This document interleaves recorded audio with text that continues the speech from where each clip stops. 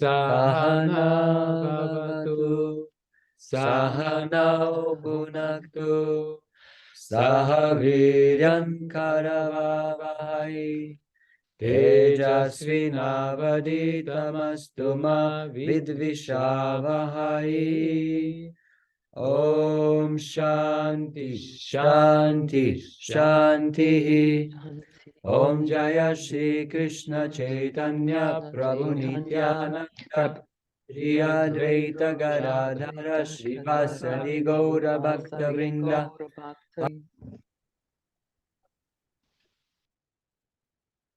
Hare Krishna. So, 11th chapter is entitled The Universal Form. Krishna's most attractive two-armed human-like form is the highest of all. It can be achieved only by his pure unalloyed devotees. So this is the pratigya of the chapter. Pratigya means the solemn declaration of purpose. So the whole chapter summarized in one sentence. Well, yeah, this one sentence. So now, so shall we go to the summary of the verses? Okay, first, let's read the Adya Prakashika. Lord Krishna, in this chapter, what happens? Lord Krishna grants Arjuna divine vision and reveals his spectacular, unlimited form as the cosmic universe. Thus, he conclusively establishes his divinity. Krishna establishes that he is God. Krishna explains that his own all-beautiful human-like form is the original form of Godhead. So the universal form is not the original, it is not the highest form of God. One can perceive this form only by pure devotion service. Okay, so verses 1 to 8, Arjuna's request and Krishna's description of the universal form. And then verses 9 to 30, Sanjaya's description of the universal form. Verses 31 to 34, very important. Krishna explains that the battle is already won by Krishna, by him. And Arjuna should only become Krishna's instrument and take the credit. Very important. Then verses 35 to 46, Arjuna's prayers. And then the last section, 47 through 55. Only the pure devotees can see Krishna's two-armed form. This is the highest form of Krishna. So now, verses 1 to 8. Arjuna's request and Krishna's description of the universal form.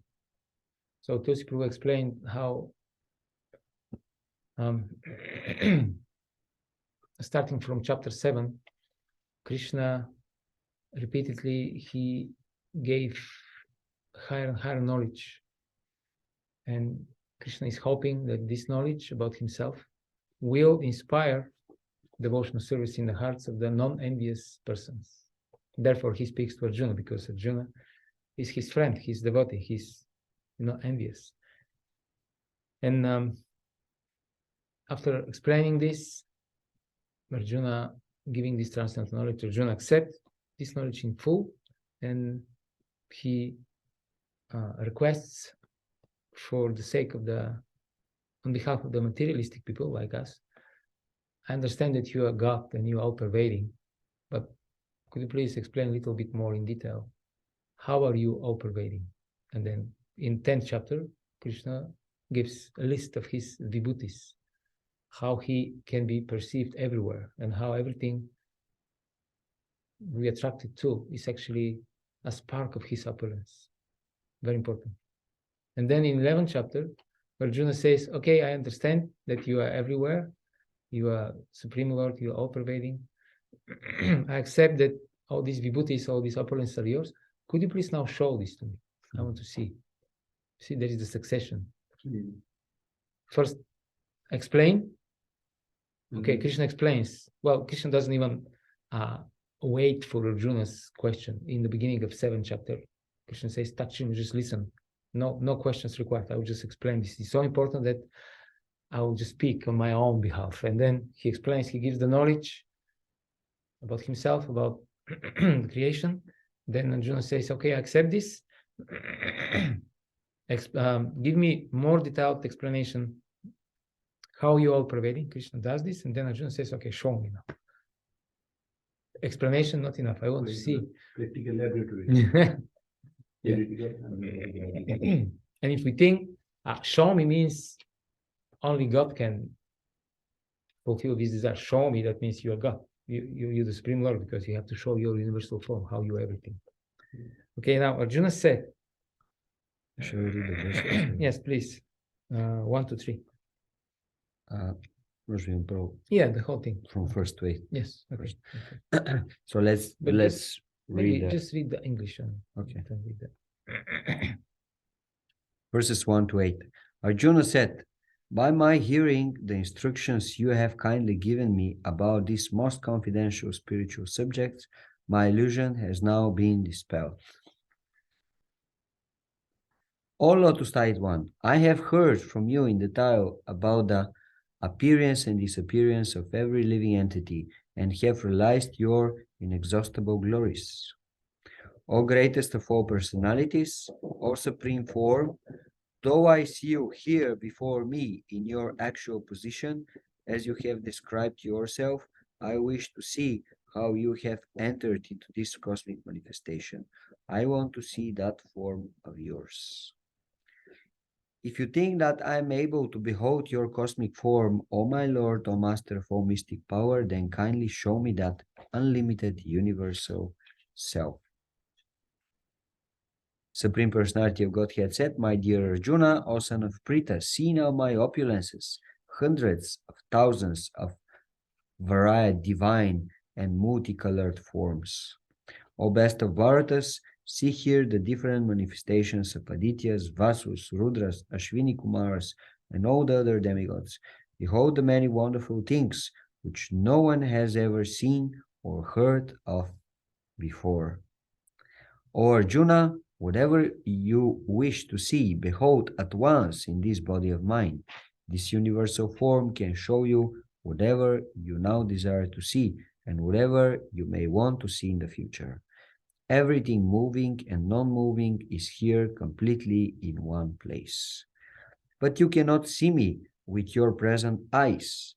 Therefore, I give you divine eyes. Behold my mystic opulence. Okay, thank you. So Arjuna says, I wish to see how you have entered into this cosmic manifestation. This is what he wants to see. How Krishna, the personality of Godhead, his best friend, how he's all pervading. It's amazing thing. I want to see that form of yours. So the acharyas explain why Arjuna wants to see that. By hearing the previous instructions of Krishna, Arjuna's illusion has been dispelled, and he has realized Krishna's inexhaustible glories, but still he is not satiated.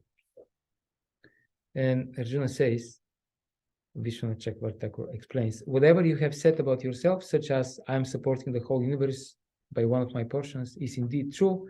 I do not have any doubt about it, but still, desiring to be fully satisfied, I desire to see that form displaying your powers. I want to see with my eyes that fragmental part of yours by which you support this world. So this is Arjuna's desire, born of his nature as a devotee. He wants to see the glory of the Lord. More and more. And more and more. Yes, this is nature of all devotee. Every devotee is like this. But there is another reason, and for Arjuna's desire, and this reason has been given by Srila Prabhupada and his purpose to verses 1 to 3. So maybe 2, or maybe Bhagavad-gita can read. Now, as far as Arjuna is concerned, he says that his illusion is over. Which purport? Maybe... Yes, that's the first purport, second paragraph. Second paragraph. You want me to read? Now, as far Arjuna is concerned, he says that this illusion is over. This means that Arjuna no longer think of Krishna as a mere human being, as a friend of his, but as the source of everything. Arjuna is very enlightened and is glad that he has such a great friend as Krishna, but now he is thinking that although he may accept Krishna as the source of everything, others may not. So, in order to establish Krishna's divinity for all, he requesting Krishna in this chapter to show his universal form. Actually, when one sees the universal form of Okay. Krishna, Okay, that's okay. That's enough. Thank you, Prabhu. So basically, Yeah, as a proof, yes, I want to read another commentary from purport, maybe the next one. Arjuna wants to see the universal form to set a criterion for the future. For in the future, there will be so many imposters who will pose themselves as incarnations of God. The people therefore should be careful. One who claims to be Krishna should be prepared to show his universal form to confirm his claim to the people. So this is the second reason. You are God, okay. Krishna is God. Arjuna asked him to show universal form. Krishna showed the universal form. So please show your universal form. if you're God, you should have a universal form. Okay. Yes, Srila Prabhupada is mentioning also at the end of the purport to verse 3, just the last sentence. The people therefore should be careful. One who claims to be Krishna should be prepared to show his universal form, confirm his claim to the people. Very clear. We just read this. Yes. Okay, this is very important. Yeah. Very important. Because to be fooled by so-called incarnation of God is also sinful. Ignorance is not an excuse, so therefore there is knowledge. Because if you accept foolish impostor as God, then you also have to suffer because of this. Okay, and then Arjuna says, if you think that I am able to behold your cosmic form, O my Lord, O Master of all mystic power, then kindly show me that unlimited universal self. Something interesting in this, something that catches your attention in this verse number 4. It is Arjuna's humble attitude. Srila Prabhupada explains in his purport to verse 4, Arjuna could understand that for a living entity, it is not possible to understand the unlimited, infinite. If the infinite reveals himself, then it is possible to understand the nature of the infinite by the grace of the infinite. Okay? So first of all, I have to be fit for to see that. If I'm not fit for, Yeah. Krishna is not going to reveal to me. Yeah. So Arjuna was fit for. humbly approach the Lord, please show mercy. Give me yours. If he likes, he can reveal himself by his grace, although he is unlimited. Therefore, Arjuna pleads for the inconceivable grace of Krishna. He does not give Krishna orders. I want to see God, show me God, like Prabhupada gives many times this example. Krishna is not obliged to reveal himself unless one surrenders fully in Krishna consciousness and engages in devotional service. Okay, so this is Arjuna is teaching not just by his words, but also by the mood. This is the mood of humble surrender. Yes, Srila Prabhupada, oftentimes he was telling to his disciples that they have to pray to Krishna in the following way. My dear Lord, if you desire, do this and this and this and this. So they have a particular prayer for something, but they don't say, Krishna, do this for me. Because they should be considered that they are in the position of servant.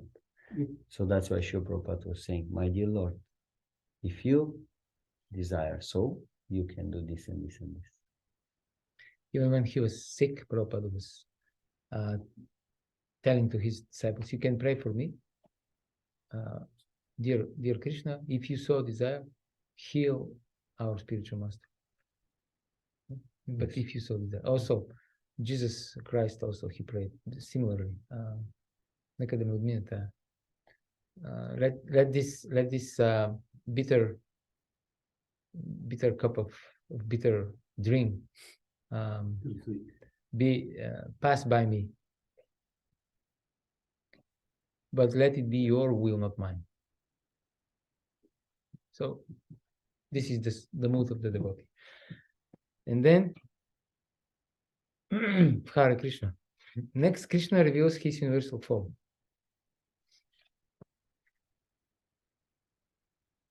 And he says that all this, in which all his opulence, hundreds and thousands of different divine, multicolored forms, divine manifestations of all the demigods, etc. Everything moving and non-moving.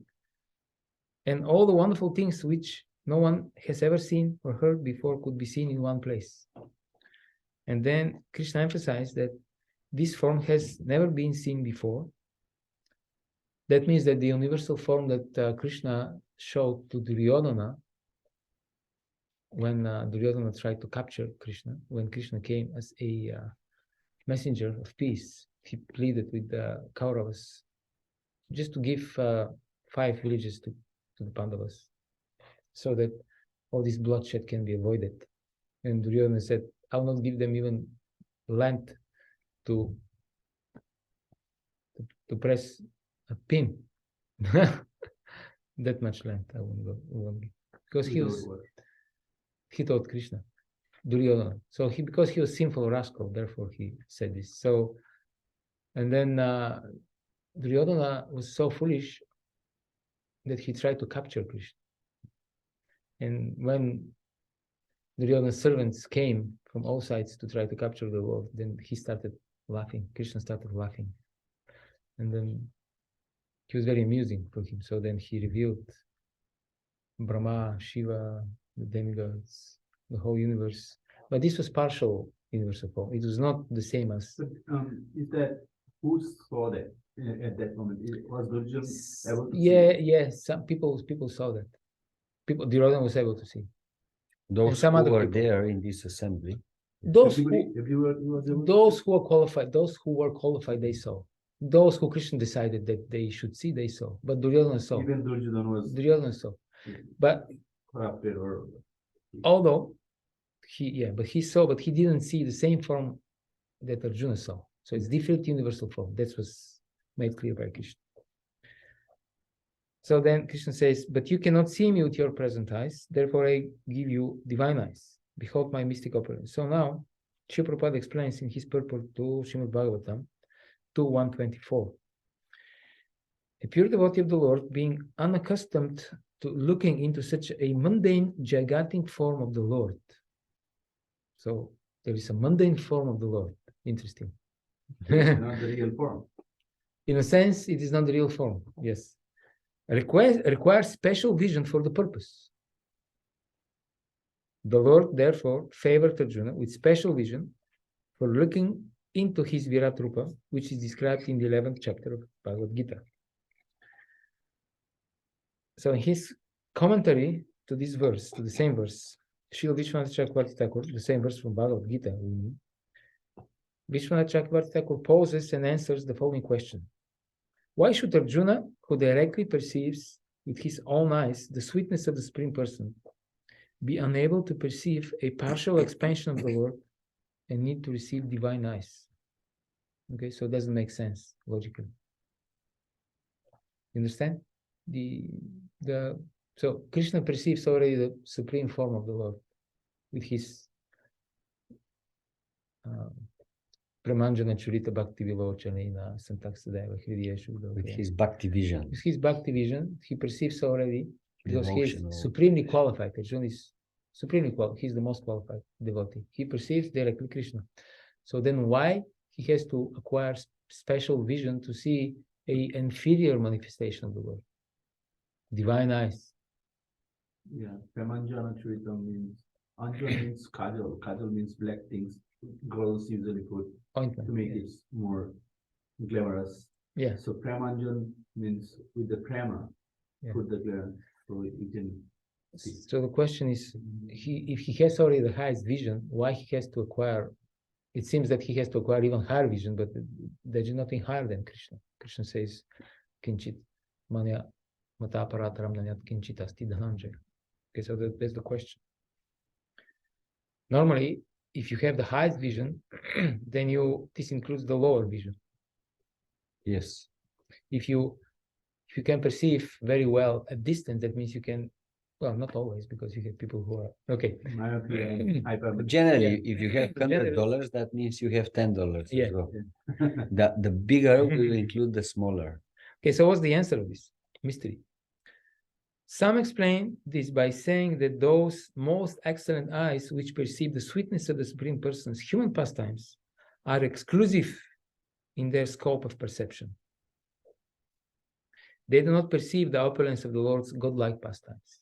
So there are basically two moods, two attitudes.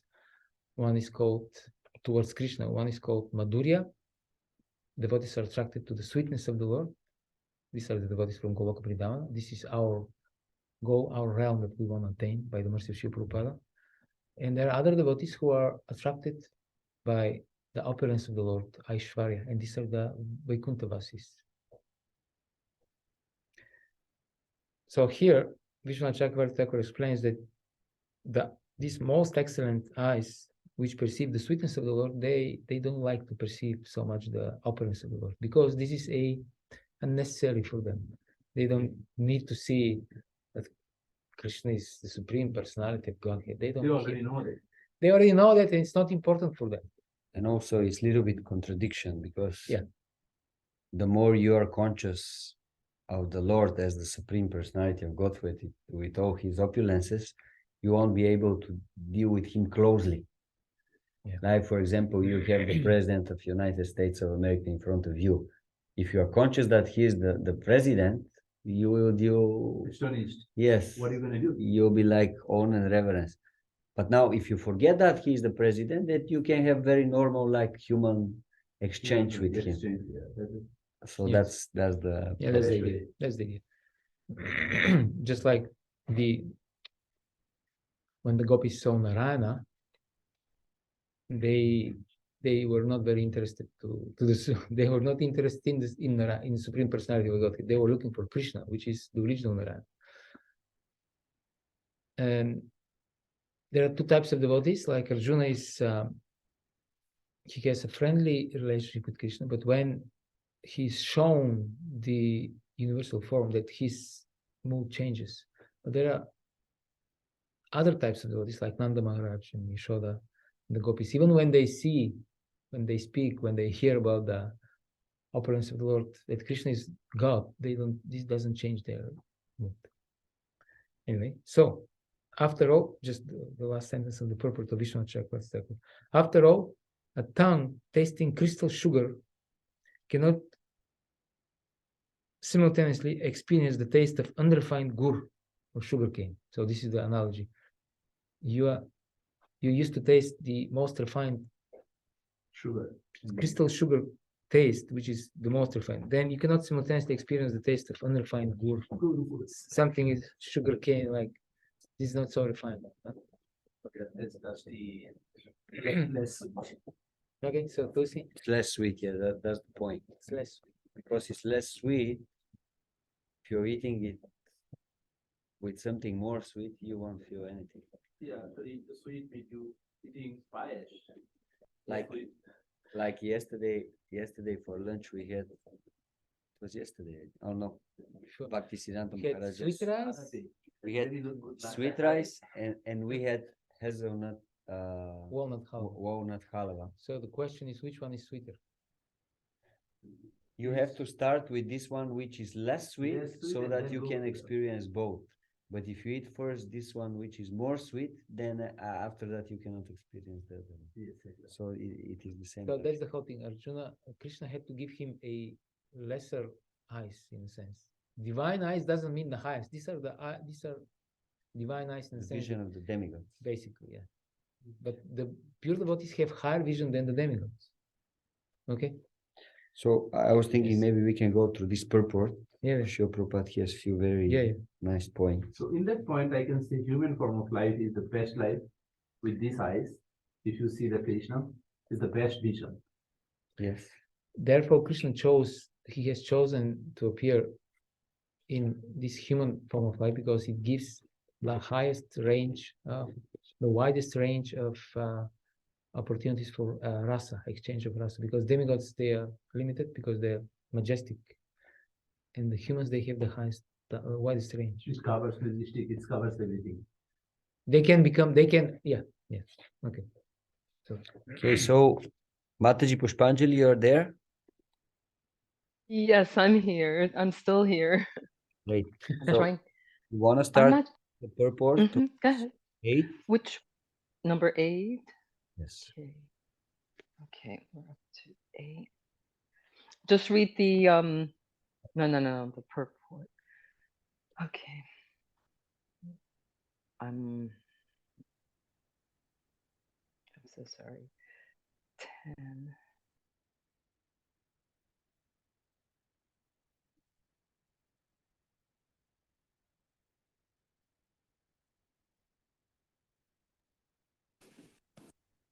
Oh, okay. Number 8. I'm online going back and forth here. But no, text 8 Yes. purport. Okay. Go. Okay.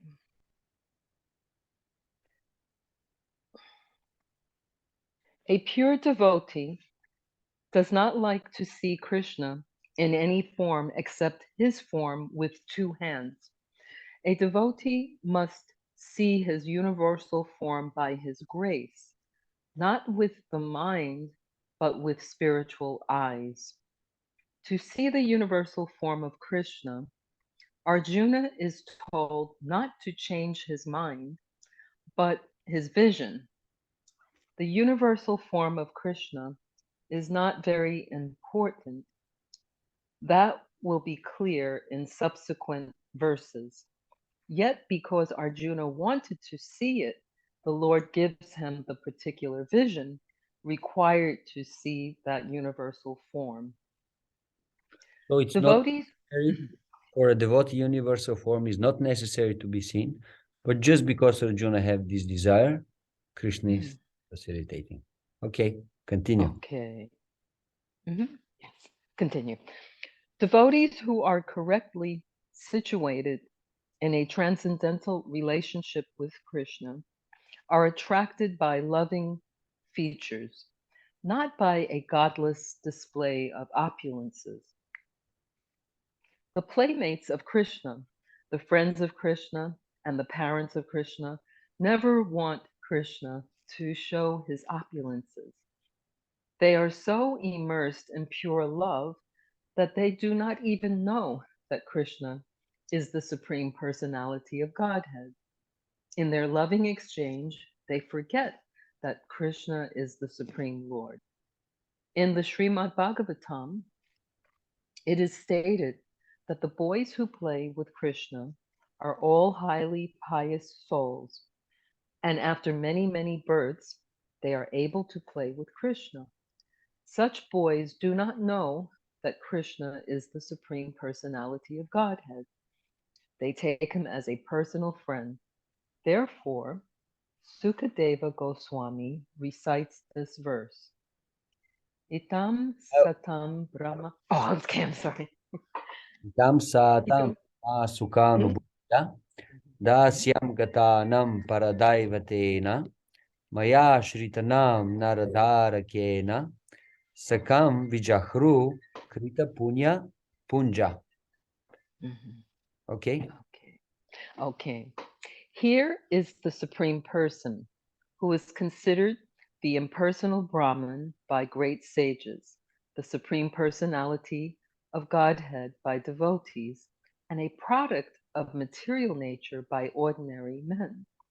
Now, these boys, who have performed many, many pious activities in their past lives, are playing with the Supreme Personality of Godhead. Srimad Bhagavatam 10.12.11. Thank you. So, Okay. basically, Srila Prabhupada is explaining that the pure devotees, they are attracted by the sweetness of Krishna. And for them, the opulent feature of Krishna not so important. That's why Srila Prabhupada has amazing sentence in the beginning of this part of the purport. Yeah, this is Devotees who are correctly situated in a transcendental relationship with Krishna are attracted by loving features, not by a godless display of opulence. This is like one of the classical sentences in the purports of Srila Prabhupada. So much is packed in this sentence. Yes. So basically, Srila Prabhupada then is explaining little more that all the devotees in the spiritual world, actually, they just want to have a sweet exchange of love with Krishna. And they are not concerned if Krishna is God or not.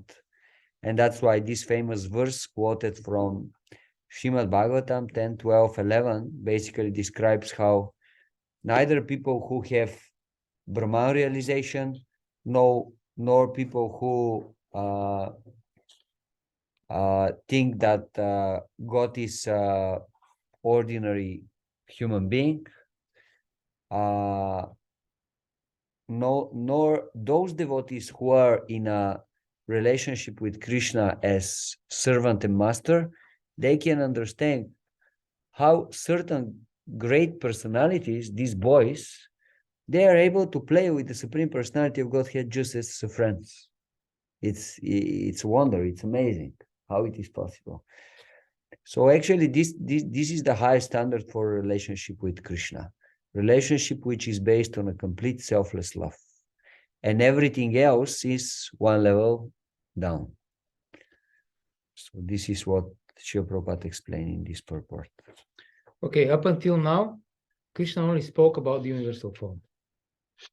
So starting from the next verse, he bestows divine eyes to Arjuna, who is thus able to see that form. So now Arjuna actually can see. So now, verses 9 to 30. Sanjaya's description of the universal form. Okay. I'll start reading and then I'll give to you. So verse 9. Sanjaya said, O king, having spoken thus, the Supreme Lord of all mystic power, the personality of Godhead, displayed his universal form to Arjuna. 10 and 11. Arjuna saw in that universal form unlimited mouths, unlimited eyes, unlimited wonderful visions. The form was decorated with many celestial ornaments and bore many divine upraised weapons.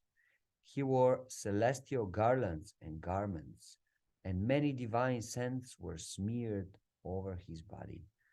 All was wondrous, brilliant, unlimited, all-expanding. 12. If hundreds of thousands of suns were to rise at once into the sky, their radiance might resemble the effulgence of the Supreme Person in that universal form. 13. At that time, Arjuna could see in the universal form of the Lord the unlimited expansions of the universe situated in one place, although divided into many, many thousands. Then, bewildered and astonished. If I just may, this is now you're reading 14, huh? Yes. Okay, interesting. In the commentary to verse 13, in the purport to verse 13, Srila Prabhupada writes, the word tatra, which means there, is very significant. It indicates that both Arjuna and Krishna were sitting on the chariot when Arjuna saw the universal form. Others on the battlefield could not see this form because Krishna gave the vision only to Arjuna. So it's interesting, important to know. Okay, only Arjuna saw the universal form.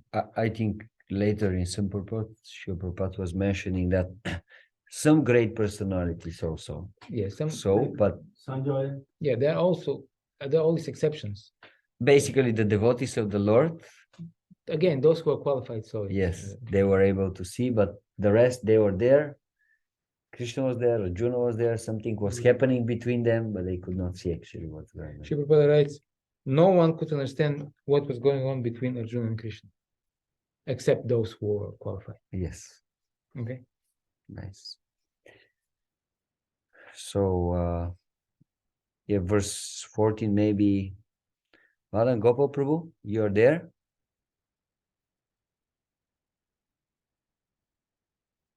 Hare Krishna. Hare Krishna. Yes, yes, I'm here. I'm here.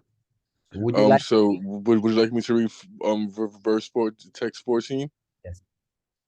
Okay. Just go on with the verses.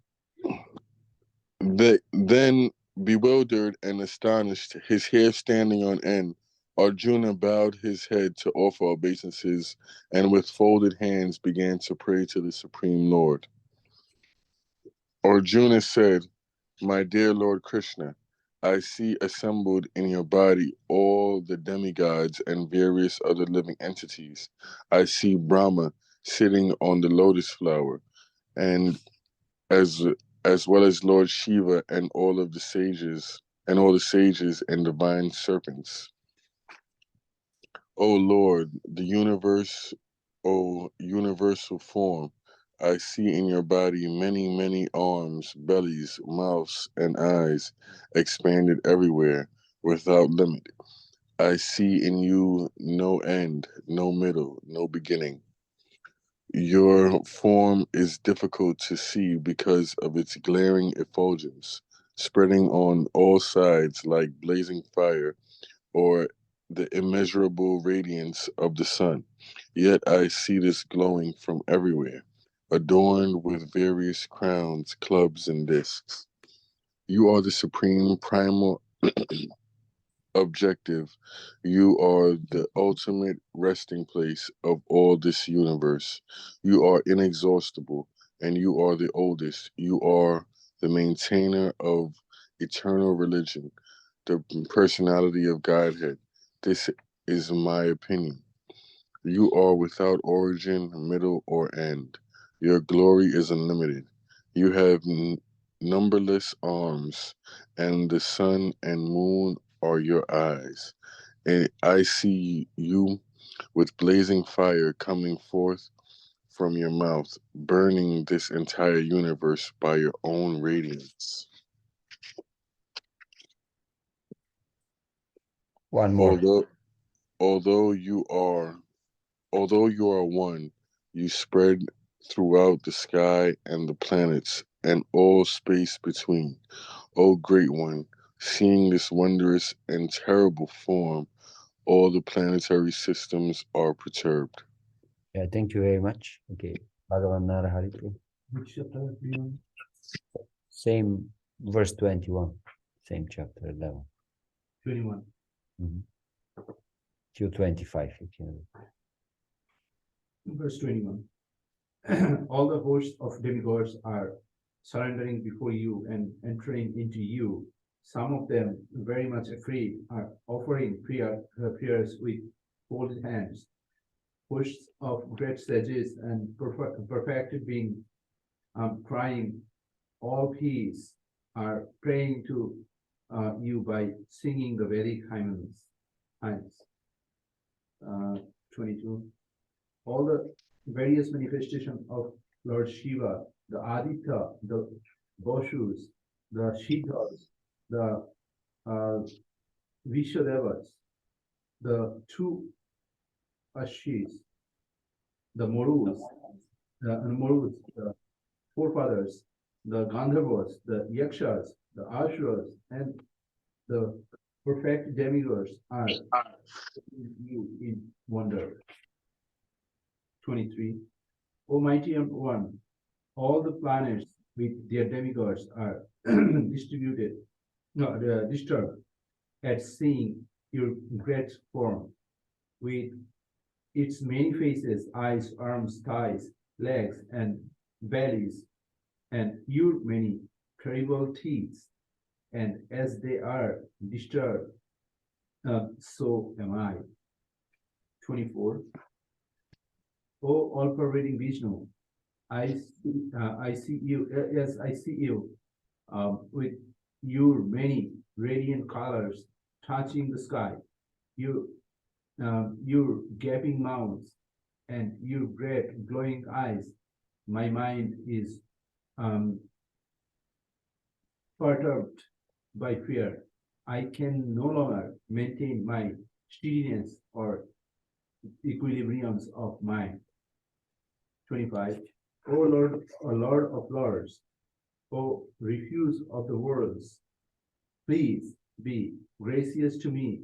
I cannot keep my balance, seeing that your blazing death-like faces and awful teeth.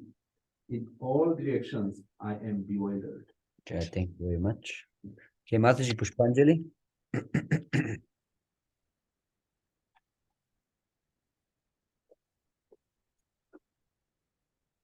Hare Krishna, Pushpanjali Mataji. Okay. Okay. I'll read. Okay, Pandava.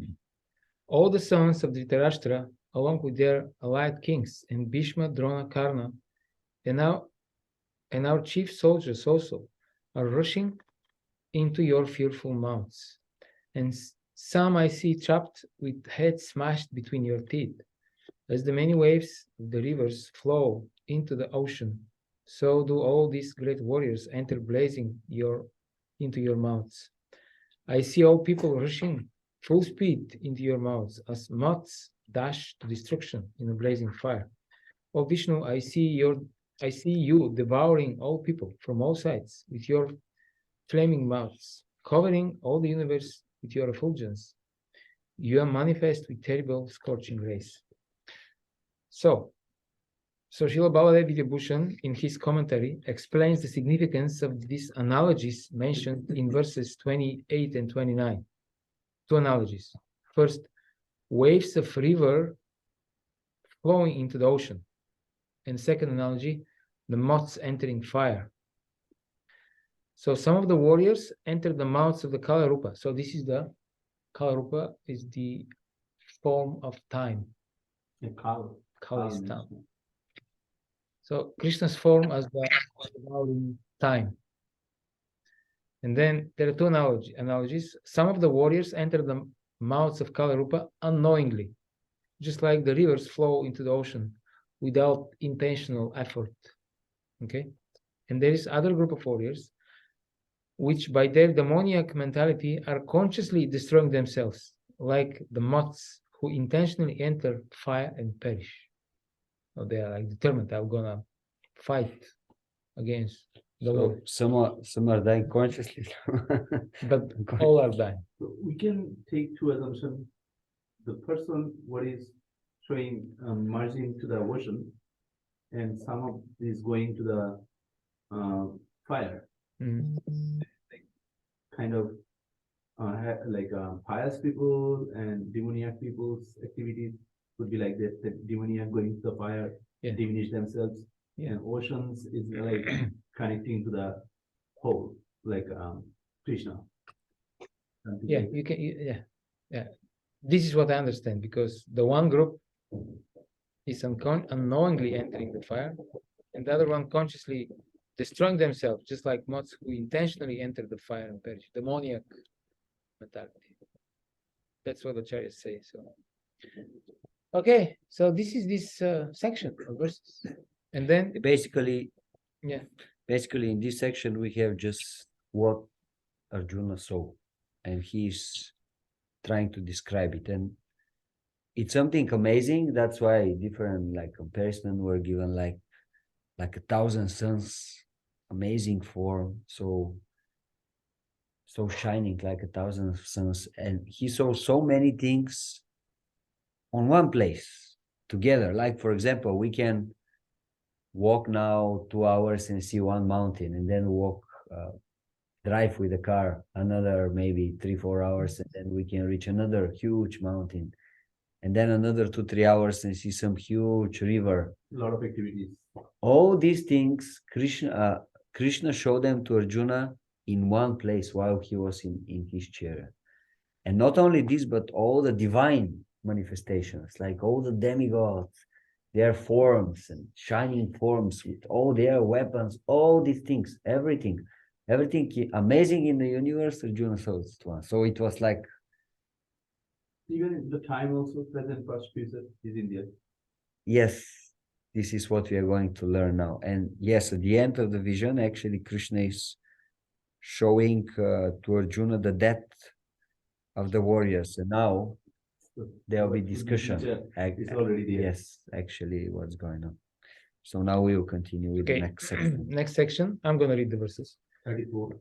31 to 34. Okay. So the battle is already won by Krishna, and Arjuna should only become Krishna's instrument and take the credit. So what happens here? Bewildered by fear, Arjuna prays for the Lord's grace and inquires who he is and what his mission is. Arjuna said, "O Lord of Lords, so fierce in form, please tell me who you are. I offer my obeisance unto you. Please be gracious to me. You, the primal Lord, I want to know about you, for I do not know what your mission is." Now Arjuna realizes that he doesn't know what the mission of the Lord is. And then, yes, Hare Krishna. Somebody said something, or okay. Then the Supreme Personality of Godhead said, "Time I am the great destroyer of the worlds, and I have come here to destroy all people. With the exception of you, the Pandavas, all the soldiers here on both sides will be slain. Therefore, get up, prepare to fight and win glory. Conquer your enemies and enjoy a flourishing kingdom. They are already put to death by my arrangement, and you, Sabyasachi, can be but an instrument in the fight." So remember, in the beginning, Arjuna was worried. Oh, I have to kill all my family members. If I don't fight, then they'll stay alive. There'll be no bloodshed. I'll be the cause of so much suffering and destruction, and so many women will remain without protection because of me, because of my selfish desire to win over the kingdom. And now Krishna is showing the reality. What is the reality? This was Arjuna's speculation. And now Krishna shows him, actually, my dear Arjuna, you fight or you don't fight, they'll die, because I want this. That's it. So if now your choice is not whether they will die or not, it doesn't depend. Can you please switch off your, there's something is going on there. Mute, maybe mute your mic. I don't know. Pushpanjali Mataji or? And yeah. I had an issue. I had okay. I had to come out and come back in with my connection here. I'm okay. Just please mute your mic. Okay, now, yes. I see a question. There is a question. Yes, Prabhu. Yeah. So even with this description, it's hard for me to really envision what the universal form would look like. It's it's very hard to put it into a picture. Is this supposed to be something that a person can really have a clear vision of? Or because even with the description, there's so much going on, and it's like this isn't like a body type of form, but and like what kind of form, like what kind of being is this? And yeah, it is normal, Prabhu, that we cannot actually envision and we cannot picture this, because it is inconceivable form, and only as Krishna explained, only Arjuna saw this form basically, and few other people. So from the whole universe, all a number of living entities, only very few are qualified to see that. So I'm not even qualified to imagine this form then. Okay. Qualify. I mean, yeah. Maybe you. All right. So don't worry. That's normal. That's normal. Don't worry. Okay. All right. That's how it is. But just to give little food to our imagination, just for the sake of like playing a little bit.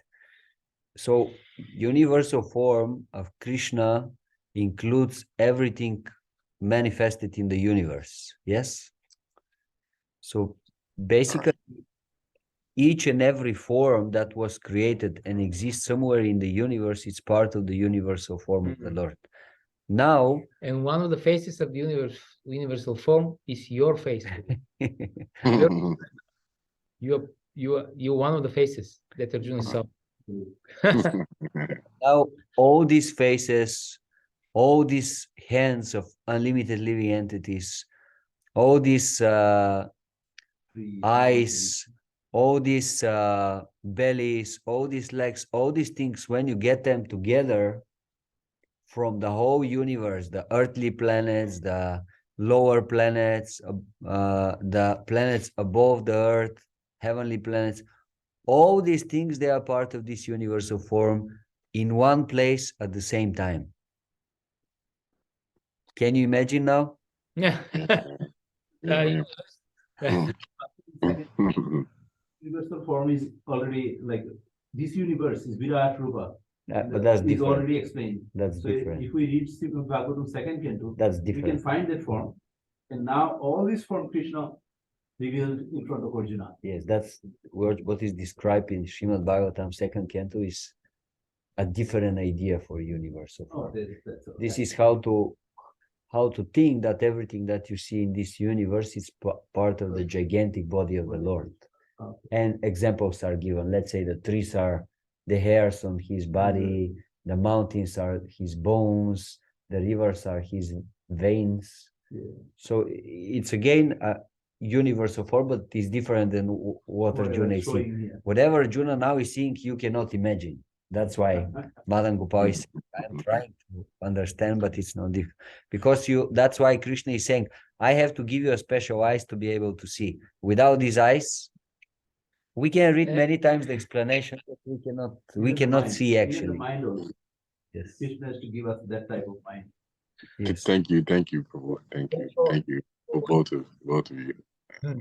Yeah, thank you too. So therefore, sometimes when you read these mythological stories about Greek the gods of ancient Greece, and sometimes the Zeus or even the divinities before him, they would appear.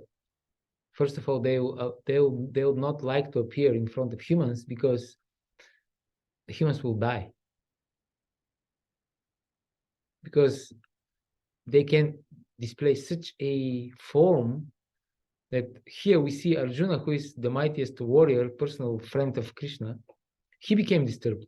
And if we see something like this, then we can go crazy also.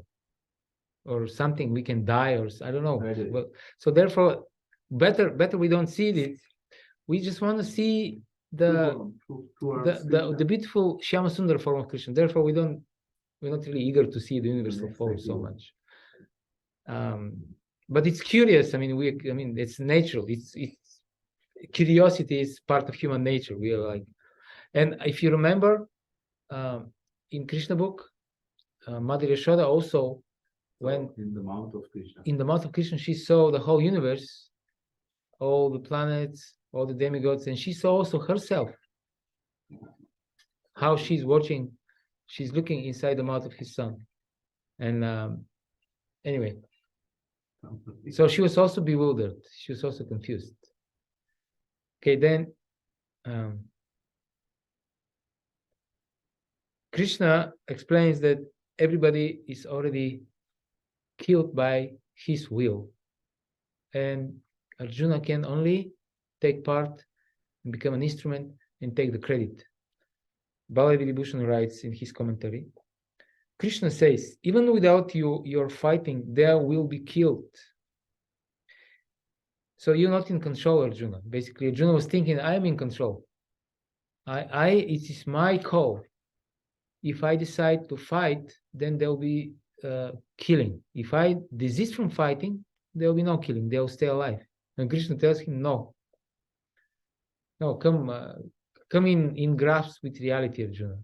Whether you're not the controller, whether you fight or decide not to fight, they'll be killed. But okay, in the form of time, I will take their lifespan. But you, if you give up the battle, will have deviated from your dharma. Therefore, rise and fight according to your dharma. Gain fame. Attain rare glory. Warriors such as Bhishma, who cannot be conquered by the devatas, have been conquered by Arjuna. Such will be your fame. They have been already killed by me at the time they offended Draupadi. They are proceeding like puppets to give you fame. Therefore, just become an instrument. Just become the instrument. So they are already killed by me, Krishna says, at the time they offended Draupadi. So this is important. A chaste woman, we should be very careful. In one sense, Kali Yuga is a nice age because there is not so many chaste women. So even if you offend a woman, anyway, that's okay. One should not offend anybody. I wanted to say that a chaste woman is a very, very precious thing and is especially protected by the Lord. So one should be very careful. Offending brahmanas, chaste women, and Draupadi. Just imagine, she was such a great personality that the moment when she was offended, Krishna already decided that all these guys, they'll have to die. All of them. Yeah, sorry, it's Can you Nah, mute this it? is off, but the problem is in the phone. Okay. That's the difficulty of the existence in the modern world. Disturbance is coming from everywhere. So- I don't know how to connect this. So they have been already killed by me at the time they offended Draupadi. If you offend a chaste woman, then everybody who is you and everybody connected to you will be destroyed. The whole dynasty, basically. Yeah. The whole family. If a chaste lady is offended, the whole dynasty should be destroyed. And we see this practically in Mahabharata. Yeah. This is what's happening. I think there are some women like Draupadi, Kunti, then Sita. wife. There are some Five. chaste women Five. in the world. They are recognized chaste in the world. Gandhari It's the most chaste one. Gandhari, and one the of wife them. Ravana, one of the wives, Mandodari. Yeah. Ariadne. Five or some. Okay, so then they're proceeding like puppets to give you fame. So you just become an instrument. Yes. I wanted to read something from, well, first I wanted to mention something from purport 22. When there is a quote, there is a verse quoted from Katha Upanishad. And the translation of the verse is that eventually all the Brahmanas, Kshatriyas, and everyone else are devoured like a meal by the Supreme. This form of the Supreme Lord is the all-devouring giant. And here Krishna presents himself in that form of all-devouring time. So basically, this is another manifestation of Krishna, the time, and the time is eating everything and everyone. It doesn't matter if you are pious or not. Yeah. Once you are in the material universe, you are under the influence of the time, and time decreases the life of everybody.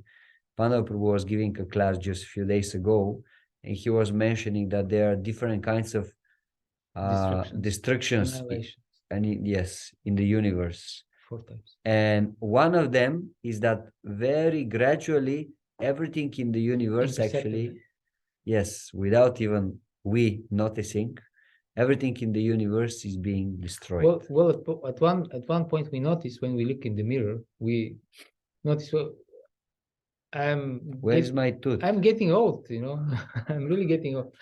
But it's imperceptible. It's very slow. You don't see it daily basis, but at one point, Day by day. it's true. And then in verse 34, beginning of the purport, Srila Prabhupada is writing, every plan is made by the Supreme Personality of Godhead, but he is so kind and merciful to his devotees that he wants to give the credit to his devotees who carry out his plan according to his desire. So this is the point that Pandava Prabhu was addressing. Krishna already had a plan and the things are already accomplished, actually. But now, because Krishna wants to give the glory to his devotees, he wants to use them as an instrument. Krishna could very easily kill all these demons just for, well, like half of a second. But that's too easy. He wants rather to give the benefit of his devotees. That's why he wanted Arjuna to be an instrument. And to convince Arjuna, he already showed him that anyway, these people will die. It doesn't matter if he's going to fight or not, they are anyway going to die. Just the question if he wants to follow the plan of Krishna, or he rather will refuse to be an instrument in the hands of Krishna. In the same way, the Sankirtan mission is already unfolding, and we can either take part and take credit. The books are already distributed. The devotees are, the programs are already, the Rath Yatras are already made. They'll be happening anyway, with or without us. So our choice is whether we want to participate. If we participate, our life is glorious. If we decide to remain kripanas and pursue our own selfish ends, then we will deviate from our dharma. But the result will be anyway as Krishna wants it to be. So there is the famous letter written by Prabhupada to one of his disciples who had some problems. And then Prabhupada wrote to him, "I'm really sorry to hear that you have these problems in spiritual life, and I was counting on you that you will become one of the biggest leaders in our society. But I'm convinced that Mahaprabhu will send me the proper persons to push forward this movement. If not you, someone else. So this is our choice. If not us, somebody else will take the credit. But now we have the golden opportunity, so why not taking full advantage?" Yeah, I remember so many times on Sankirtan when you go with the books out, and there are days which suddenly amazing thing happen. Just many people come and they take books very, very, very easy, and then like at the end of the day you realize actually it was so easy because this day nobody else went out. We're in class right now. Bhagavad-gita class. Nobody called me because that I got only invited. Prabhu, go out. Just go out and speak with him.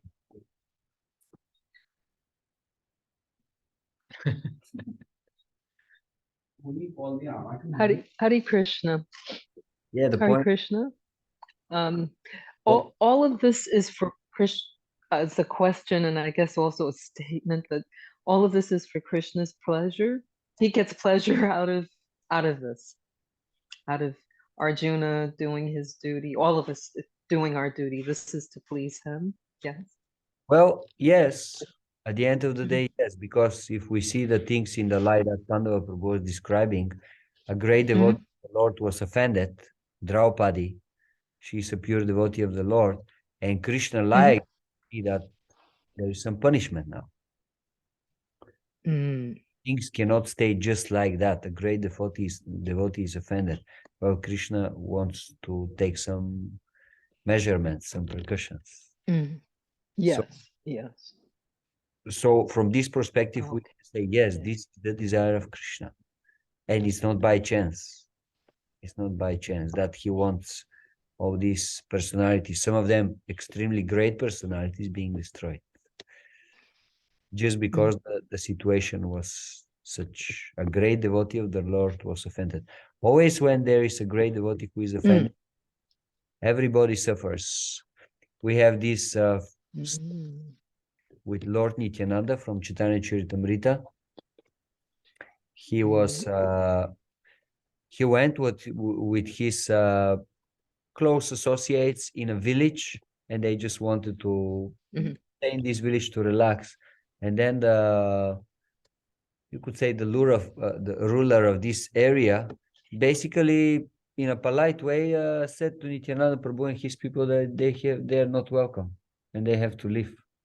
And then when Nityananda Prabhu heard this, of course, he became offended. He smiled and he said, "Yes, you're right. actually this village is not meant for people like us. This village is meant only for killers of cows. And then they left, and just 1 or 2 days, Muslim warriors came, they destroyed the whole village, and they killed cows in the center of the village and cook them and eat them. So to affect a great personality, it's detrimental not just for the person who is doing the offense, but everybody who is connected with him, the whole village, the whole city. Sometimes it can be the whole country. The whole country can suffer from it. So that's why we Okay. have to be very, very careful not to offend great personalities. Personalities. Okay. Then- Thank you. Thank you. And then Krishna, Maybe if we're done, we can make a break. Then we can continue. Yeah. You're done with this section? and then Krishna said, Drona, Bhishma, Jayadratha, Karna, and the other great warriors have already been destroyed by me. Therefore, kill them and do not be disturbed. Simply fight, and you vanquish your enemies in battle. So we remember in the beginning, Krishna, Arjuna was actually doubtful regarding the outcome of the battle. He didn't know whether he will conquer or he will be defeated. And now in this verse, Krishna comforts him. Krishna says, Jeta asi, you will conquer. And then Krishna mentions specifically the names of Drona, Bhishma, and Karna, were the most feared Kaurava soldiers. And then he also mentions another name additionally, Jayadratha. Although he was not so powerful, he received a boon from Shiva that he'll be able to stop the Pandavas once in battle. And Arjuna knew that. So Arjuna was he was thoughtful. He was what's the word? Deliberating.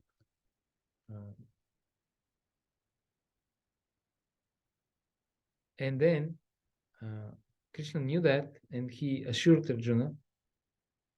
Okay, Arjuna was concerned about it. So Krishna assured Arjuna that his concern about Jayadratha is unnecessary, and Jayadratha will not actually be able to stop the Pandavas, although he received the boon from Shiva.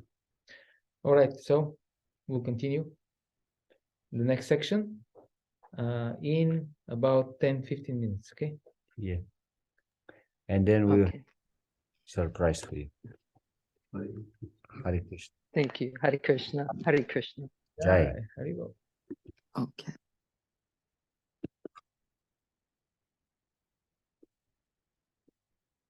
Okay, so shall I start?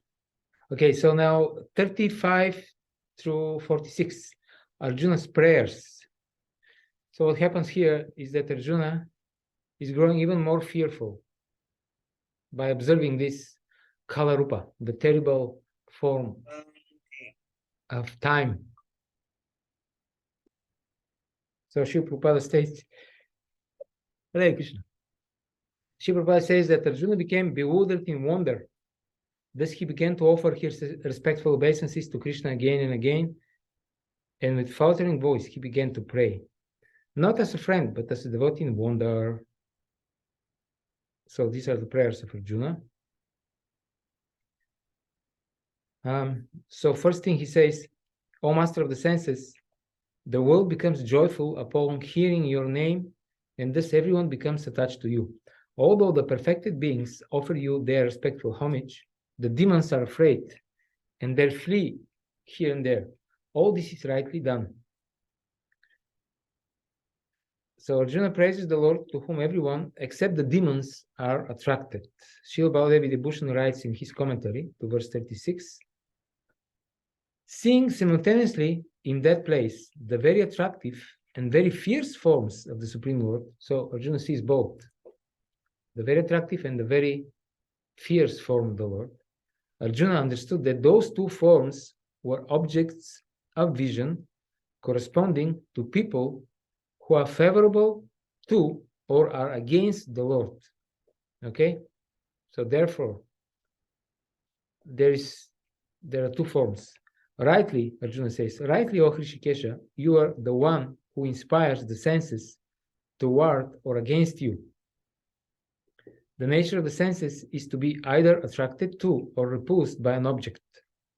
Rightly, the universe, headed by the Devas, Gandharvas, Siddhas, and Vidyadharas, inclined favorably to you, are pleased with and attracted to this glorious form which destroys the wicked.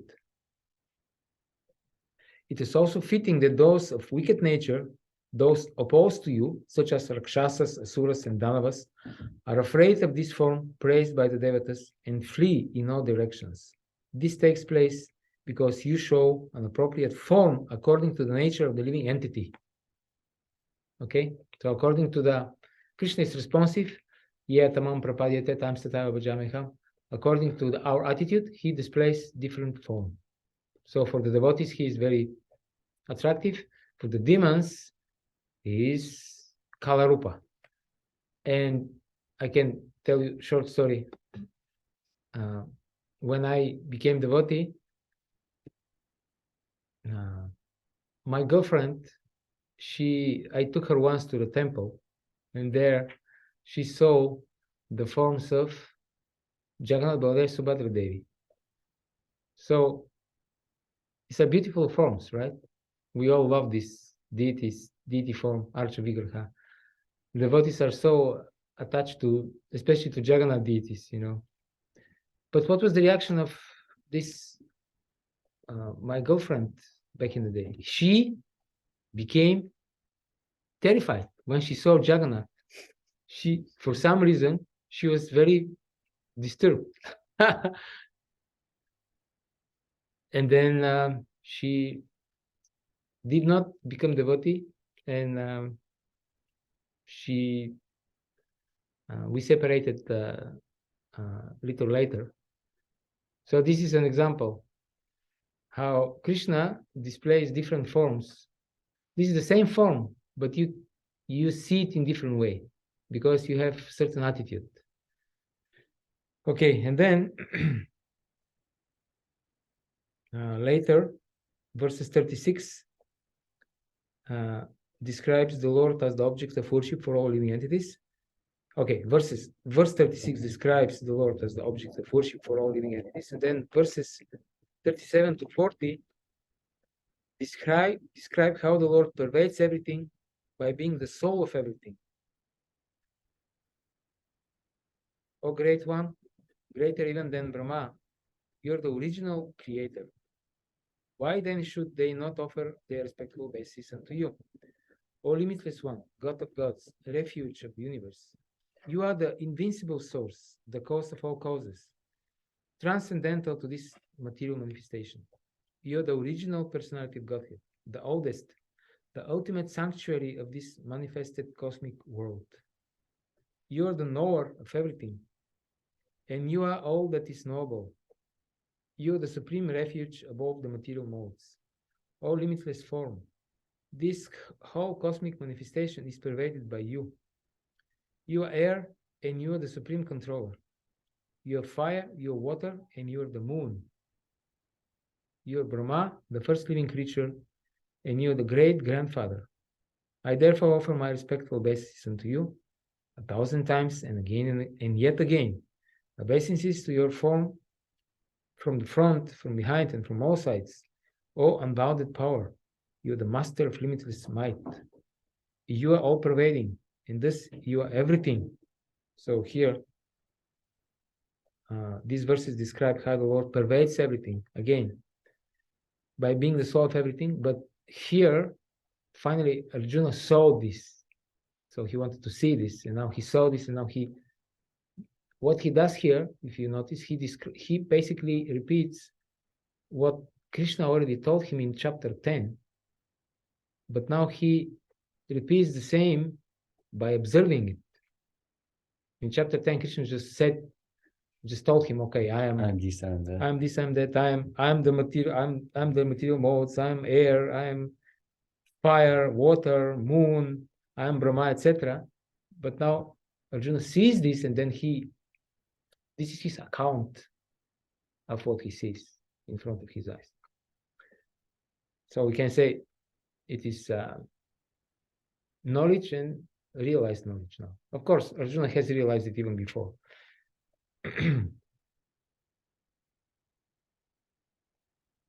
So Bhagavad-gita says in his commentary, all these forms are you, since you are spread out in Vayu and others by being their cause. So because he's the cause of the demigods, therefore he's the demigods, Krishna. Since you are the possessor of the spiritual and material energies, you are like gold spread in bangles and other objects made of gold. In this way, Krishna is all pervading, because everything is his energy. Next, Arjuna requests Krishna to excuse him for any informal gestures which arise out of friendship. Arjuna said, thinking of you as my friend, I have rashly addressed you. O Krishna, O Yadava, O my friend, not knowing your glories, please forgive whatever I may have done in madness or in love. I have dishonored you many times, jesting as we were relaxed, lay on the same bed, or sat or ate together, sometimes alone and sometimes in front of many friends. O infallible one, please excuse me for all those offenses.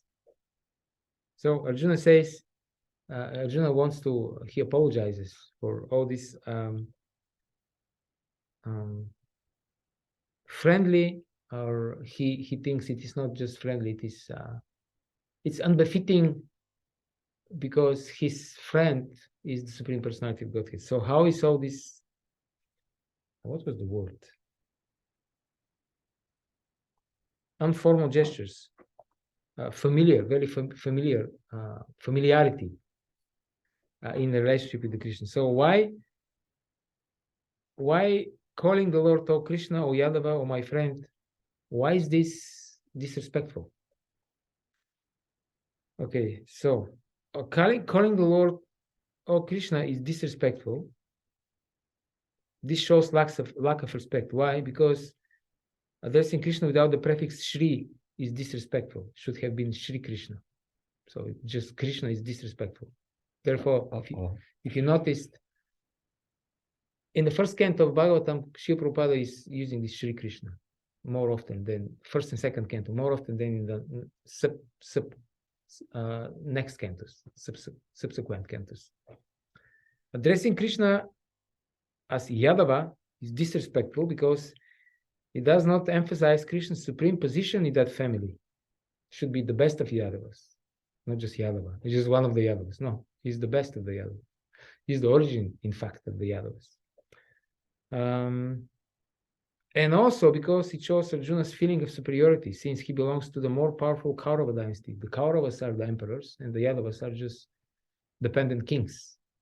So using this word, this addressing the Lord in this way, shows disrespect. Oh, Yadava, like you're the inferior one. I belong to the superior race. And then addressing Krishna as friend, or my friend, is disrespectful because this means that the Lord is treated as equal. So all these are disrespectful. Okay, and then Arjuna says, you are the father of this complete cosmic manifestation, of the moving and the non-moving. You are its worshipable chief, the supreme spiritual master. No one is greater than you, nor can anyone be one with you. How then could there be anyone greater than you within the three worlds, O Lord of immeasurable power? You are the supreme Lord, to be worshipped by every living being. Thus I fall down to you to offer you my respectful obeisances and ask your mercy. As a father tolerates the impudence of his son, a friend the impertinence of a friend, or a husband the familiarity of his wife, please tolerate the wrongs that I have done, the wrongs I may have done you. After seeing this universal form, which I have never seen before, I am gladdened, but at the same time my mind is disturbed with fear. Therefore, please bestow your grace upon me and reveal again your form as the personality of Godhead, O Lord of Lords, O abode of the universe. O universal form, O thousand-armed Lord, I wish to see you in your four-armed form, with helmeted head and with club, wheel, conch, and lotus flower in your hands. I long to see you in that form. Okay. Srila Prabhupada writes in his purport to verse 46 in the Brahma Samhita 539, it is stated, Ramadi Murtishu Kala Niyamena Tishtan. The Lord is eternally situated in hundreds and thousands of forms. And the main forms are those like Rama, Nrisimha, Narayana, etc. There are innumerable forms. But Arjuna knew that Krishna is the original personality of Godhead, assuming his temporary universal form. So the universal form is temporary, but Krishna is eternal form. He's now asking, it's the original of all eternal forms, in fact. He's now asking to see the form of Narayana, a spiritual form. This verse establishes without any doubt the statement of the Srimad Bhagavatam that Krishna is the original personality of Godhead, and all other features originate from him. If you remember, this was the pratigya of this chapter, right? What was the solemn declaration of purpose? That Krishna's Shyama Sundar form is the highest form. Highest form, yeah, two-handed form. Yes. Okay, so this was this section of verses. And now Tulsi Prabhu has some surprise for you. Very, So dear Pleasant devotees, surprise. let's just make I'll give you a small task. Madan Gopal Prabhu, you are there also? Hare Krishna, yes, yes, I'm here. Hare Krishna, great. And Pushpanjali is also there, I hope. Maybe yes, maybe no. Let's see. Okay, so I will give you a task. Now we just went through the prayers of Arjuna. Actually, this interesting section because generally Arjuna does not have so many prayers, one after the other, one after the other. So maybe this is the chapter in which Arjuna is really praying to Krishna. Nice prayers, very deep prayers. Some spiritual masters are saying we can learn these prayers and offer them when we are in front of the deities. yeah. So what I would like you to do now is please go through these verses, namely Which one? from 36 to 46. These are the prayers of Arjuna. Yeah. Read them and just find some things from those prayers or from the purports, if you want to go through, things that really are touching your heart, especially from the prayers. Oh. And then we can discuss them a little bit. Why especially certain prayer or specific thing that touches your heart and what exactly is touching. So is the task clear? What you have to do? Yeah. It's clear? Yes, it's clear.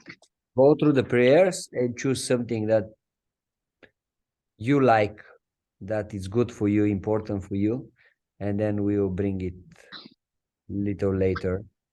So I will give you, dear devotees, now it's almost 12:10. I'll give you 20 minutes for this. 12:30. So 12:30, we will have a discussion. And Mataji Pushpanjali, I am not sure that she's getting a task. So I'll try to write to her. I'm here, Tulsi. Hare Krishna. You heard what is the task? Oh, no, what? No. You Okay, sent it? I'll repeat for you. Just go from verses 36 to 46. These are the prayers of Arjuna. I choose something from those prayers that is really touching your heart, something that you like. And then 12:30 we will get together and we will discuss. Each one will say what exactly he likes and why he likes this. Okay. Thank you. So we will continue the discussion at 12:30 sharp. Hare Krishna. Hare Krishna.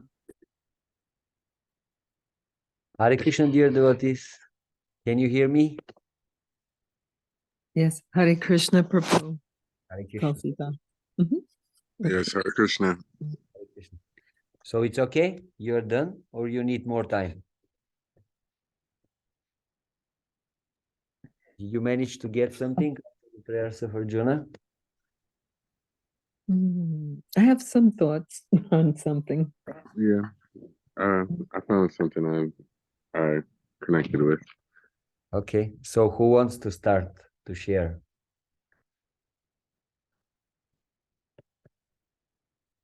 Bhagavan Narahari Prabhu. Okay. So You can from go. Dandavat Prabhuji and Mataji. Hare Krishna. Hare Krishna. So from verse 36, I found one which is touched my mind. Everyone becomes attached to you with different type of worship, but demons always try to flee. So that's touched me on 36. 37 was like greater than Brahman. Lord Krishna is the even greater than Brahma. So everyone should offer their respectful obeisance, and you are also you are transcendental. It's just not only greater than Brahman, greater than anybody. Even Brahma is the material highest position. He is beyond all of this, even the greater than spiritual any other. So that's how he is always respectful, and we should offer everyone should offer our respectful obeisances. 37. 38. You are all that is knowable. You are the supreme refuge above the material moods. Refuge. Yeah, about that. And 39. You are the great grandfather, 1,000 times respectful obeisance. So I offer my 1,000 times respectful obeisance. It's in the verse 39. Obeisance from all sides. So in that 140, we offer Lord Krishna, our obeisance from all sides, from front, from back, from all different sides. You are everything.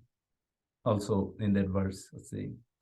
And number 41, where Arjuna was telling Krishna, I made unknowingly a lot of mistake because I call you O Jadava, O Krishna, O my friends, and sitting and sleeping with you and doing a lot of unconscious things without knowing you. So just forgive me and please excuse me. So it's actually, this is combined 41, 42. And then 43, you are supreme spiritual master, no one equal to you, and you have immeasurable power. And 44, as further, you tolerate, like a husband tolerates a wife, a friend tolerates another friend, father tolerates a son. So please tolerate all my wrongs, what I did with you. So that's the 44. And then 45, I'm disturbed. Please reveal your form as personality of Godhead, because Krishna was showing him his universal form. So the way Arjuna got disturbed, so he don't want to stay with that type of situation. So as soon as possible, Krishna can reveal him his as a personality of Godhead. And then on 46, he said, I want to see your four-handed form. So that's what it is. So which of those prayer really touches your heart and why? Okay. Which one? Is there a specific prayer from these prayers of Arjuna that you really feel close to yourself, close to your heart, and why? Yeah, knowingly or unknowingly, we don't understand Krishna.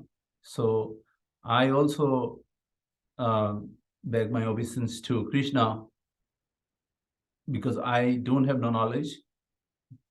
Definitely, he is so merciful, so he can give me mercy, and I can be a devotee, pure devotee of him. So that is from these verses, I feel myself, I should ask my put my all obeisance unto his lotus feet. Okay, nice.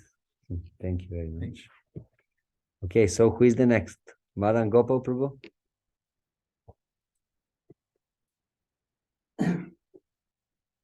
Would you like to share with us? Yes, I'd like to share. So the verse that I chose was text 41 and 42 in the chapter, and that is going, thinking of you as my friend, I have rashly addressed you, O Krishna, O Yadava, O my friend, not knowing your glories. Please forgive me. Whatever I may have done in madness or in love, I have dishonored you many times, jesting as we relaxed to lay on the same bed or sat or ate together, sometimes alone and sometimes in front of many friends. O infallible one, please excuse me for all of those offenses. And I chose this verse because it's something that I can relate to a degree. Not like I'm friends with Krishna, but like sometimes you may not, may not treat things as as they're supposed to be treated, or like you make offenses because even when he's talking, like I might be thinking about another devotee, or something like that, and we always make offenses because and I feel like Krishna, when I ask for his forgiveness, I usually feel like Krishna forgives me if I do ask for forgiveness, so I you know I related to this verse. Nice. Yes, I also like very much this verse. I remember like some of the acharyas, they are mentioning some interesting details here. They are describing why Arjuna is saying this and why he is mentioning these names. Of course, Pandava Prabhu, he explained, but also I remember another explanation. Well, Arjuna and Krishna being a close friends, they were sometimes in a very, how to say, really close association. For example, sometimes they will be lying in one bed next to each other. So when you're in such a position, you touch the body of the other person, and this sometimes is considered not very respectful. Yes, with a respectful personalities, you act in a very really careful and gentle way and respectful way. And we know part of the Vedic is if you touch the body of another Vaishnava, out of sign of respect, you have to touch the highest part of his body, or any part of the upper part of his body, and then touch your head to show that okay, you are taking submissive position, you are asking for forgiveness. So Krishna and Arjuna, they were touching their bodies many times, and sometimes they were in a situation that they were eating from the same pot, same plate. So that's also, this is very intimate thing. It's in the Vedic culture, if someone is respectful, let's say, what, like your father or your guru, you don't eat from the same plate they are eating. So from this perspective, it's kind of yes, it may be accepted as not so respectful action. And then also sometimes being a Kshatriyas, Krishna and Arjuna, they were sharing about their prowess, how amazing things they were doing. And Krishna was sharing, and he was saying, yeah, I kill this one and I can kill that one, and I'm so powerful and I have this weapon. And then Arjuna was taking it that he's glorifying himself, sometimes you are with friends and your friend is saying, yeah, do you know what I can do? Huh? That's like speaking in a very puffed up way. Yeah. He was taking that Krishna is speaking in this way. He's kind of glorifying himself. And he was saying, yeah, I know you, Krishna. I know you very well. I know what can you do. Yeah, you Yadav here. You Yadavas, you are very special personalities. I know. Yes. So he was speaking in this little bit very familiar way. And that's why here Arjuna is saying, I was acting in all these ways. Actually, now when I think about that, that was very much inappropriate for a personality like you. So please forgive me. Nice. Thank you very much for sharing this. Okay. Mataji Pushpanjali. Hare Krishna. Okay, Hare Krishna. Yes. Well, for me, out of all of them, I feel connected with the 1139, text 39. You are the air and you are the supreme controller. You are fire, you are water, you are the moon. You are Brahma, the first living creature, and you are the great grandfather. I therefore offer my respectful obeisances unto you 1,000 times and again and yet again. And for me, this for me is a way of remembering Krishna by looking at the elements that are mentioned, the air, the fire, the water, and the moon. Actually, every day I'm always looking and like when the wind blows, I think of Krishna. When I'm drinking water, I think of Krishna. The moon, when I see the moon, I think of him. I've come to know him as this can be his eye. This is his eye, the moon. And so by looking at these things are in nature, it can be a great reminder for me who is behind this, who he's the controller. He's the supreme controller. This is what I'm getting from this. With the part regarding great grandfather, you are Brahma, the first living creature, and you are the great grandfather. To me, I feel he's everything. He's everything. He's the beginning of everything. And he is the father of Brahma at the same time. Yeah, at the mother and father at the same time. Right. Mm-hmm. That's what I'm getting from this. Did we had to select two, or I mean, this is the one that I kind of. Yeah, if you have another one, you can share also. But if that's your verse, no problem. This is it. Yeah, this is it for me for now. 11.39. Okay, I will share with you a verse that I really like. Okay. Of course, all of them are amazing. Yes. I very much like the verse 44. You are the Supreme Lord, to be worshipped by every living being. Thus I fall down to offer my respectful obeisances and ask your mercy. As a father tolerates the impudence of his son, a friend the how you call this? Impertience of a friend, and a husband the familiarity of his wife, please tolerate the wrongs I may have done. And Srila Prabhupada is writing in the purport, Krishna's devotees relate to Krishna in various relationships. One might treat Krishna as a son, or one might treat Krishna as a husband, as a friend, or as a master. Krishna and Krishna are related in friendship, as the father tolerates, or the husband, or a master tolerates, so Krishna tolerates.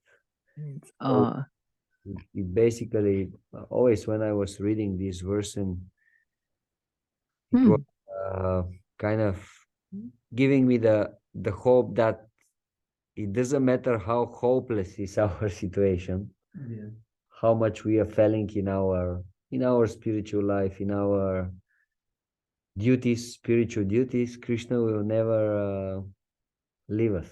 He will always give us chance again. He will tolerate. So this is we could say the amazingly merciful nature of the Supreme Lord. And the analogy that is given, I like very much, because this is very practical. Like in all this, in material world, in all these dealings between a father and a son, or a friend and a friend, or a husband and a wife, you have to tolerate. If you want to have a relationship, sometimes you have to tolerate your friend, tolerate your son, tolerate your wife, or the wife tolerates the husband. It's part of life. And Krishna is tolerating the living entities despite all their stupid things that they are doing again and again. He's tolerating. So I like this verse very much. Okay, thank you very much, dear devotees. Thank you, Tulsidas. Haribol. Like, you have inspiration and time, you can learn one of those verses, at least one. You can learn all of them, but one, and this can be your connection with this 11th chapter of Bhagavad-gita. And it's when you recite this verse and when you meditate on it, you can remember Krishna and how the two-handed form of Krishna is actually the origin of all other forms, including the universal form. Okay, so we have one more section from this chapter. This is section from verses 47 to 55. We are going to deal with this tomorrow evening. It's also very, very important section from this chapter, especially the last two verses from the chapter. In one of them, we will hear Srila Prabhupada saying that this is the essence of the whole Bhagavad Gita, one of those two verses, 55. So they have a long purports. Please take a little bit more time and go carefully through these purports. We also will tomorrow study them a little bit. Srila Prabhupada is saying important things and giving very nice examples and proofs from Shastra how the two-handed form of Krishna is the highest form of all forms of the Supreme Personality of Godhead. So yeah, that's more or less your homework. Please go through the last two purports very carefully. They are long purports. And tomorrow, hopefully, we will see again at 6:30, and then we will finish chapter 11 of Bhagavad Gita. Hare Krishna, do you have some questions or something else you want to say or ask?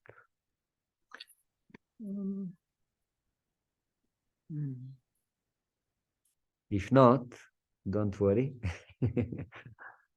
Okay, dear devotees, so thank you very much. That is for today, and you tomorrow. Om Hare Krishna, Krishna Krishna, Hare Hare, Hare Rama, Hare Rama, Rama. Hare Hare. Pada ki jai, Ki Samaveta jai, ki jai, jai, Ramanande, Haribo. Haribo.